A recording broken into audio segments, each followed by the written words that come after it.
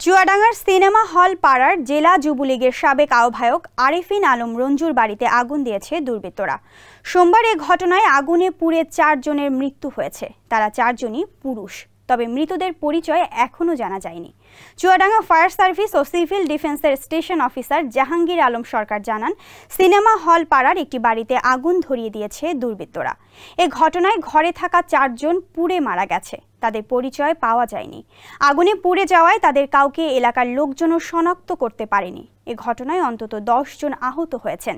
তিনি আরও বলেন, জেলা আওয়ামী লীগের কার্যালয়, চুয়াডাঙ্গা 1 আসনের সংসদ সদস্য সোলাইমান হক জোয়ারদারের বাসভবন, তার ভাই আওয়ামী লীগের সাবেক যুগ্ম সাধারণ সম্পাদক রিয়াজুল ইসলাম জোয়ারদার টোটনের বাসভবনে ভাঙচুর ও আগুন দেয়া হয়েছে। কোয়ালিটি সম্পন্ন আন্তর্জাতিক মানের still bar CSRM, committed for better still. তাছাড়া আওয়ামী লীগ নেতা শহরের ঈদগাহ পাড়ার সালাউদ্দিন ও লোটাসের বাড়িতেও ভাঙচুর ও অগ্নিসংযোগের ঘটনা ঘটেছে। এই 2 নেতার ব্যবসা প্রতিষ্ঠান রয়্যাল পরিবহনের কার্যালয়েও ভাঙচুর করে। ওই অফিসে থাকা ফার্নিচার রাস্তায় নিয়ে আগুনে পুড়িয়েছে দুর্বৃত্তরা।